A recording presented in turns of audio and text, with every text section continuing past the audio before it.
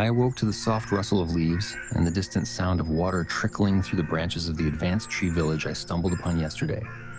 The vibrant hues of the foliage cast a surreal glow around me, a striking contrast against the stark reality of my situation. When I entered some homes, my entire life changed. I saw beautifully made images of who these past inhabitants were that may be long gone. The inhabitants, tall, slender beings with elongated limbs and intricate patterns on their skin, seemed to have communicated in a melodic language that resonated with the environment, which could explain the soft hums and melodies I faintly hear when I grow still. The village was a marvel, with structures woven seamlessly into the branches, pulsating with bioluminescent light as night fell. Yet, despite the comfort of their village, I could not shake the gnawing feeling of isolation. I am still lost, and while the village was a temporary refuge, my mission remains unfinished. I took a moment to absorb the beauty of this place before packing my essentials and preparing to leave. I felt as if the beings watched me leaving silently, their eyes reflecting a mixture of curiosity and concern. Due to loneliness or my mental resolve, I found myself nodding in gratitude, hoping they understood my need to move on. My need to leave and continue my lonely journey. As I stepped away from the village, the dense, lush forest began to thin out, gradually giving way to a stark landscape. The towering trees shrank behind me, and I could feel the weight of their vibrant energy dissipating with each step. I emerged into a vast desert, the ground beneath my feet shifting from soft, mossy soil to coarse, dry sand. The heat was immediate and oppressive, the air shimmering with an intensity that seemed to warp the horizon. The desert stretched endlessly before me, an unbroken expanse of golden dunes and rocky outcrops. I squinted against the harsh sunlight, trying to discern any landmarks that could guide me. In the distance, low hills undulated like the waves of a frozen ocean, and I could see the shimmer of heat rising from the ground, distorting the air above. The silence was overwhelming, punctuated only by the whisper of the wind carrying grains of sand across the surface. With each step, I felt the weight of the journey bear down on me. The transition from the enchanting forest to this barren landscape was jarring, a reminder of the unpredictable nature of my situation. I took a deep breath, filling my lungs with the dry air, and pressed on. I need to find shelter and water. Survival is my only priority now.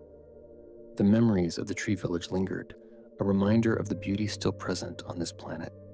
But I cannot dwell on them. The vastness of the desert looms ahead, and I must navigate it carefully if I am to find my way back home. The dense trees and vibrant life a distant memory now. The canopy of green that once sheltered me has been replaced by an endless expanse of sand and stone. My compass, stubbornly pointing north, has become both my guide and my tormentor. With each step, I feel the weight of this vast desert landscape pressing down on me. Each grain of sand a reminder of my isolation. I have walked for miles. No, it feels like an eternity. Oversweeping dunes that rise and fall like the waves of a great ocean frozen in time. The sun beats down mercilessly, a relentless furnace that saps my strength. I can almost hear the whispers of the forest behind me, calling me back to the cool shade of its trees. But I know that retreat is not an option. I must keep moving, even as the landscape shifts and warps before my eyes. The horizon blurs, and I wonder if my mind is playing tricks on me. The rocks scattered about the landscape seem to morph into strange shapes, towering like ancient monuments. I squint against the glare, convinced that I see faces etched into the stone, guardians of some forgotten past. Are they merely figments of my imagination, or are they the remnants of a civilization long lost to the sands? The thought is both comforting and chilling. The silence here is profound, punctuated only by the soft crunch of my boots against the sand. I miss the sounds of life, the rustle of leaves, the chirping of birds.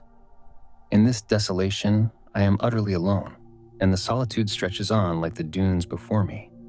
I can feel the chill of night creeping into my bones even as the sun hangs high, its rays scorching the earth.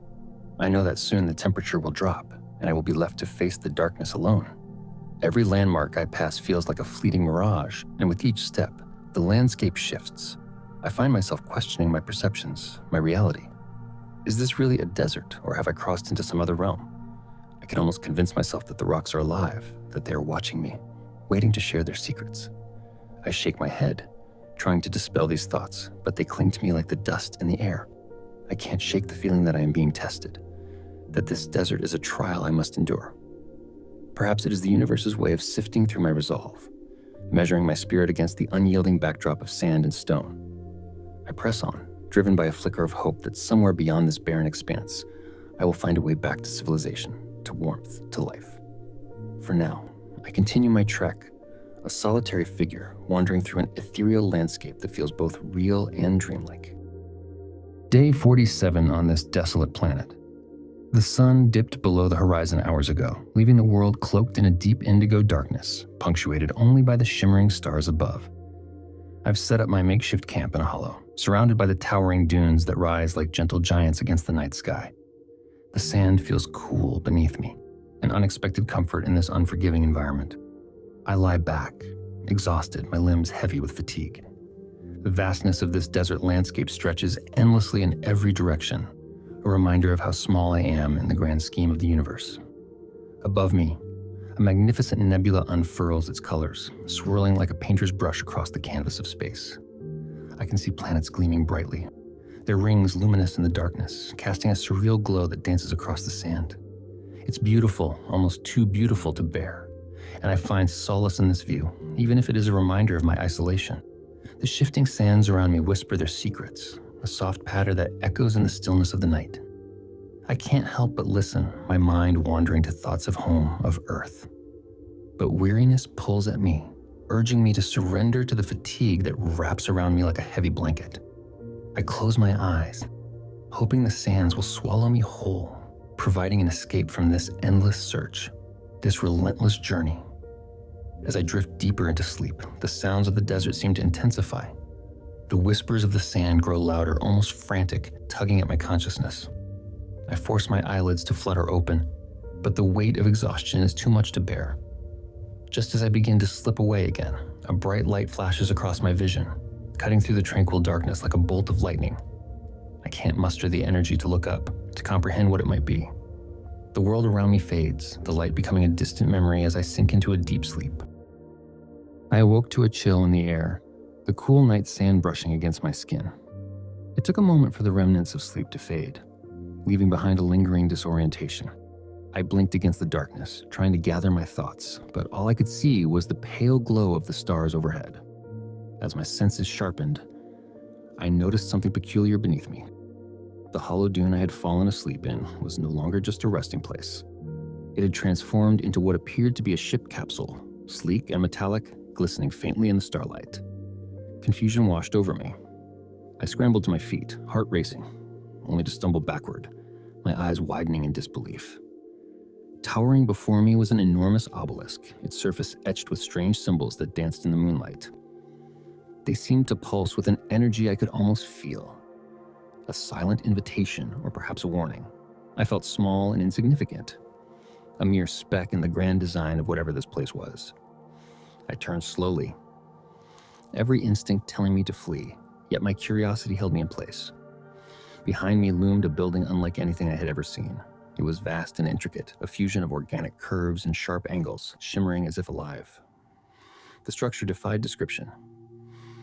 It was as if a dream had materialized before my eyes, a vision from a future I could scarcely imagine.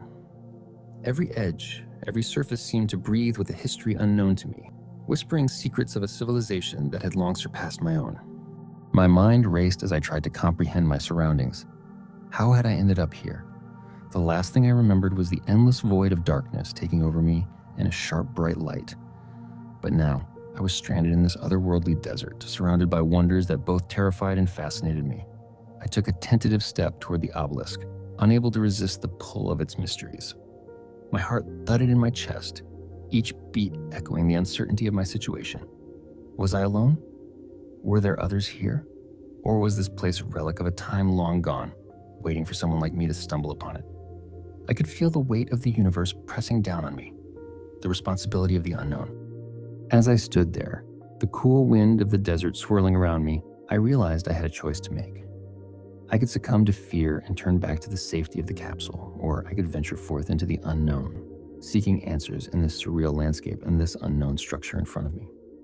The night air was thick with possibility, and despite the terror gnawing at my insides, a flicker of hope ignited within me. I took a deep breath and prepared to step into the mysteries that awaited. As I took one step in front of the other, The slow, methodic hums of the sounds of the desert began to reverberate in my head. I wasn't sure if it was real or my imagination. All I know is that it calmed me, and I hope it brings you the same.